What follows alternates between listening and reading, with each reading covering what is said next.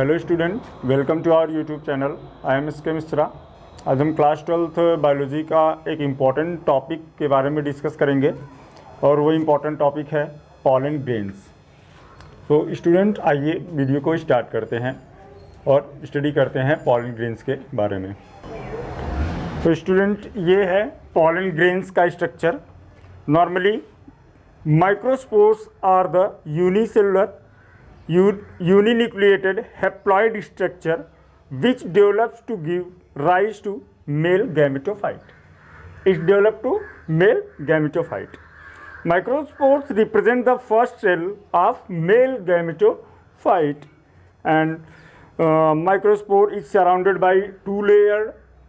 First layer, the outer layer is called exine and inner layer is called intine. The exine, which is thick and thick layer, and inner layer is smooth, thin and cellulosic. Normally intines जो होती है वह cellulose से बनी हुई होती है, and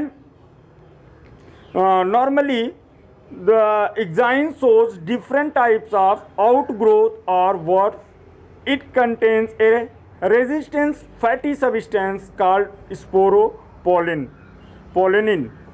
Sporopollenin is the most resistant organic matter. No enzymes can degrade it. It can withstand strong acid and alkaline. The morphology and texture of exine is important for taxonomic point of view. The study of pollen and its exine structure is called pollinology. Normally अगर इंटाइन्स का और एक्साइन्स का structure के बारे में हमें study करना हो तो हम पॉलिनोलॉजी के अंतर्गत जो है इसकी स्टडी हम कर सकते हैं। नॉर्मली आप देख रहे हैं कि एक्साइन हो गया, उसके बाद इंटाइन्स आता है, फिर हैप्लॉइड न्यूक्लियस आता है और उसके बाद एक इम्पॉर्टेंट पॉइंट आता है, वो आता है germ pore. What is germ pore? Germ pore is these are the weak portion of the exine of the pollen grains. जो एक्साइन होता है ये हार्ड लेयर होती है, बट जो जर्मपोर का पॉइंट होता है, नॉर्मली आप देख रहे हैं कि यहाँ पर 3 जर्मपोर्स हैं। अगर हम देखें कि जर्मपोर्स जो होते हैं वह यूनिसेलुलर अगर कोई मोनोकॉट प्लांट है तो उसमें सिंगल जर्मपोर्स प्रेजेंट होते हैं, बट अगर डाइकॉट है तो डाइकॉट में more than 1, 2 or 3 germ pores are present in the pollen grains. These are the weak portion of the exine of the pollen grains. These are the point where from germ tube, important point, germ tube or pollen tube emerge out during germination. Next point, जब आप fertilisation study करेंगे तो वहाँ पर मिलेगा कि यहीं से जो पॉलन ट्यूब फॉर्मेशन की प्रोसेस होती है वह यहीं से फॉर्म होती है और वो आउटर चली जाती है, बाहर की तरफ निकलती है, और यहीं से जो स्पोर्स होते हैं वो बाहर निकलते हैं और फर्टिलाइजेशन की जो प्रोसेस होती है उसे कंप्लीट करते हैं। सम pollen have 1 germ pore while other have 2 or 3 germ pores. If only 1 germ pore is present, the pollen is called monocolpate.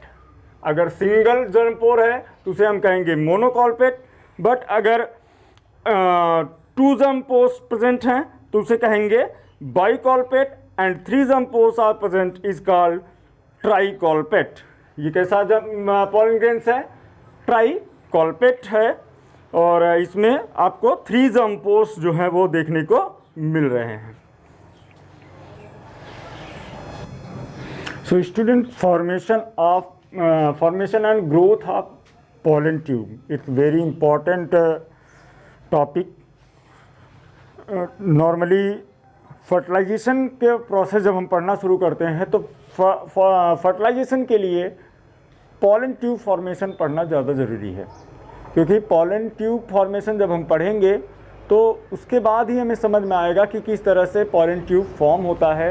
और जब नॉर्मली अगर देखा जाए तो जो सेल्स होती हैं ये किस तरह स्टिग्मा से होते हुए, स्टाइल से होते हुए ओवरी तक किस तरह से ये पहुंच जाती हैं।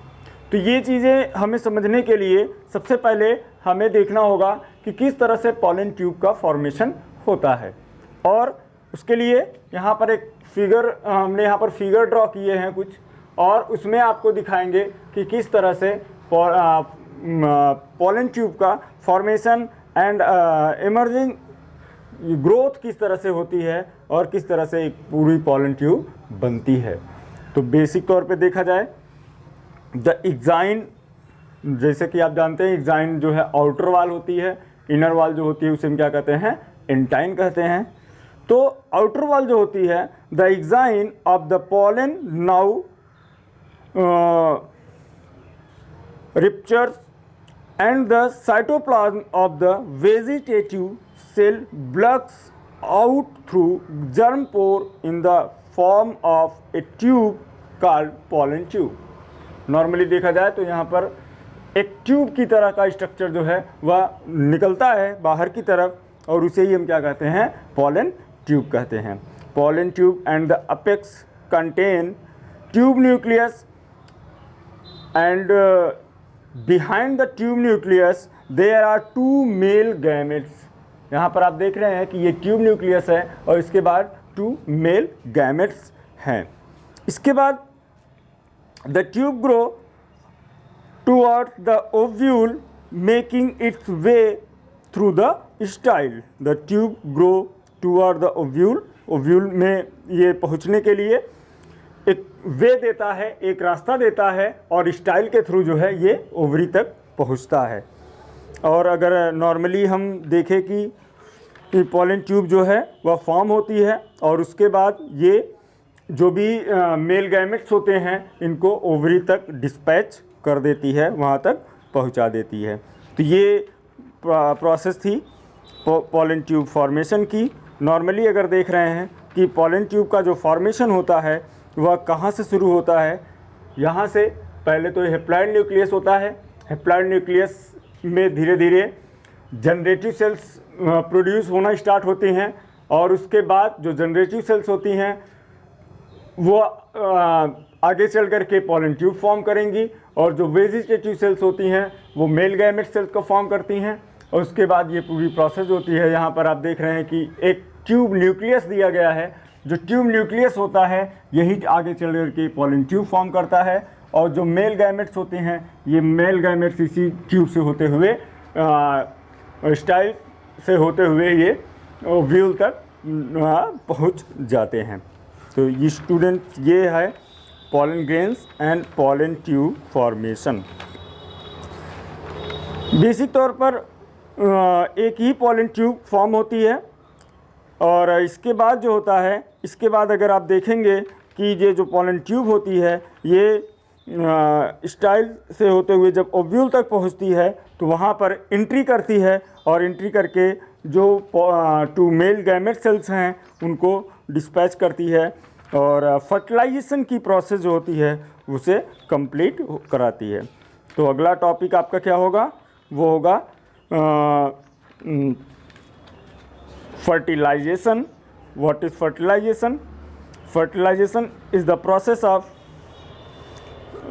एक चीज़ और आपको बता दें कि एंजियोस्पर्मिक प्लांट में जो फर्टिलाइजेशन की प्रोसेस होती है ये बहुत ही यूनिक होती है। यूनिक इसलिए होती है क्योंकि यहाँ पर आपको डबल फर्टिलाइजेशन के बारे में पढ़ना होगा, और डबल फर्टिलाइजेशन यहाँ पर बहुत इम्पॉर्टेंट है। उस पर कई सारे क्वेश्चंस जो हैं डिफरेंट एग्ज़ाम में भी पूछे जाते हैं, और जो बोर्ड का एग्ज़ाम होता है वहाँ पर भी पूछे जाते हैं।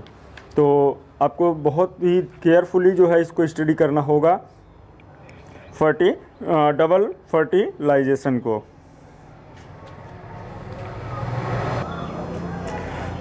तो स्टूडेंट्स आज के लिए बस इतना ही। अगर ये बहुत इंपॉर्टेंट टॉपिक था इसीलिए इसका अलग से ही वीडियो बनाया गया है। अगले वीडियो में हम आपको नेक्स्ट टॉपिक के बारे में डिस्कस करेंगे। So thank you very much for watching this video.